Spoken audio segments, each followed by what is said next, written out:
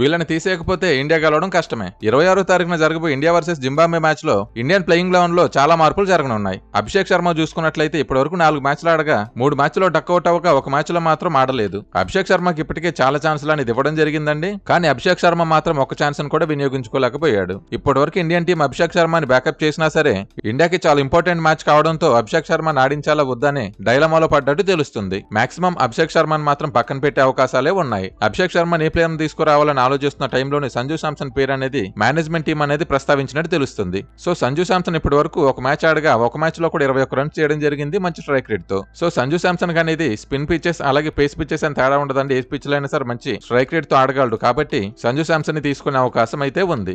Next player వచ్చేసరికి Washington Sundar. Washington Sundar ని క్రితం మ్యాచ్ లో మంచి ప్రయోగం కోసం తీసుకున్నారు గానీ ఆ ప్రయోగం అనేది ఫలించక బెడ్స్ కొట్టడం జరిగింది. ఈ ప్రయోగం వల్ల గౌతమ్ గంభీర్ కి అలాగే టీం మేనేజ్మెంట్ మీద చాలా అంటే చాలా విమర్శలు వచ్చాయి. అలాగే చాలా మాజీ ప్లేయర్స్ కూడా తిట్టడం జరిగింది. దీంతో చాలా ఒత్తిడిలో ఉన్న మేనేజ్మెంట్ మాత్రం నెక్స్ట్ మ్యాచ్ లో మాత్రం ఖచ్చితంగా వాషింగ్టన్ సుందర్ ని తప్పించాలని చూస్తుంది. వాషింగ్టన్ ప్లేస్ లో అతని కంటే మంచి బౌలర్ అయినా అలాగే మంచి బ్యాటర్ అయినా అక్షర్ పటేల్ ని తీసుకున్నట్లు తెలుస్తుంది. Akshar Patel T20 world cups లో రికార్డ్ చూసుకున్నట్లయితే వాషింగ్టన్ సుందర్ కి అసలు అక్షర్ పటేల్ కి సంబంధం లేదండి. అంత వేరియేషన్ అయితే ఉంటుంది. కాబట్టి అక్షర్ పటేల్ కి వెళ్లే అవకాశం ఉంది. రీసెంట్ గా జరిగిన 4 వరల్డ్ కప్ మ్యాచెస్ లో కూడా తిలక్ వర్మ మంచి ప్రదర్శన చేశాడండి. కానీ స్ట్రైక్ రేట్ మాత్రం చాలా అంటే చాలా దారుణంగా ఉంది. అయినా సరే పర్లేదని చెప్పేసి తిలక్ వర్మ మీద మేనేజ్మెంట్ మంచి నమ్మకం ఉంచినా సరే తిలక్ వర్మ దాన్ని నిరూపించుకోలేకపోయాడు. పవర్ ప్లే లో స్కోర్ అనేది పెంచుదామని చూసి ఒక రాంగ్ షాట్ ఆడి అవుట్ అయిపోవడం జరిగింది. దీంతో ఇన్ని ఛాన్సెస్ ఇచ్చినా ప్రూవ్ చేసుకోలేకపోతున్నారు. ఇది ఇంటర్నేషనల్ టీం అని మాత్రం మర్చిపోవద్దని చెప్పేసి ఫ్యాన్స్ అలాగే ఇండియన్ మ్యాచ్ ప్లేయర్స్ కూడా చెప్తున్నారు. సో దీంతో అభిషేక్ శర్మ లేదా తిలక్ వర్మ ప్లేస్ లో సంజు శాంసన్ అయితే వచ్చే అవకాశం ఉంది.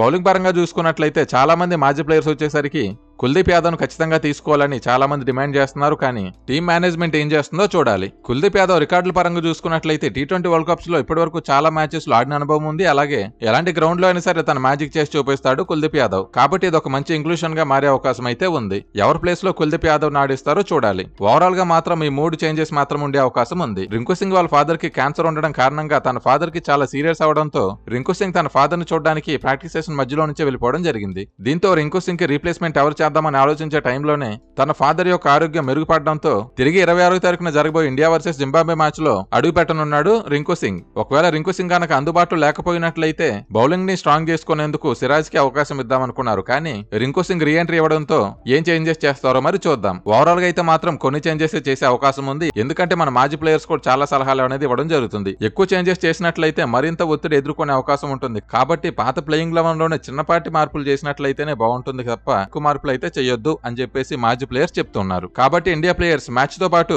మైండ్ గేమ్స్ తో కూడా ఆడి సెటప్ చేసి మంచిగా ఎవరెవరికి ఏ వీక్నెసెస్ ఉన్నాయని చూసుకొని మంచి ప్లానింగ్ చేసుకుని వెళ్ళినట్లయితే మంచిగా విక్టరీ పొందొచ్చు అని ఆశిద్దాం. ఇండియన్ ప్లేయింగ్ లెవెన్ గురించి మీరేమనుకుంటున్నారు? ఏ చేంజెస్ తీసుకొచ్చినట్లయితే బాగుంటుందో కింద కామెంట్ చేసి తెలియజేయండి. ఓవరాల్ గా మాత్రం 26వ తారీఖున తాడోపేడ తెలుసుకునే మ్యాచ్ అయితే జరగనుంది. ఈ మ్యాచ్ లో ఇండియా భారీ మార్జిన్ తో గెలవడమే కాకుండా అదే రోజున south Africa versus West Indies match కూడా జరగనుంది. ఆ మ్యాచ్ లో గనక సౌత్ ఆఫ్రికా వెస్టిండీస్ ని ఓడించినట్లయితే ఇండియాకి మరింత సెమీస్ కి వెళ్లే ఛాన్సెస్ అయితే పెరుగుతాయి. కాబట్టి ఆ 2 మ్యాచ్లు కూడా మనకి ఇంపార్టెంటే. కాబట్టి సౌత్ ఆఫ్రికా చేతిలో వెస్టిండీస్ ఓడిపోవడమే కాకుండా మన మ్యాచ్ లో కూడా భారీ మార్జిన్ తో గెలవాలని కోరుకుందాం. అంతేనండి. ఈ వీడియో కనుక మీకు నచ్చినట్లయితే లైక్ చేయండి. మరిన్ని వీడియోస్ కోసం మన ఛానల్ ని సబ్స్క్రైబ్ చేసుకోండి. Thank you for watching.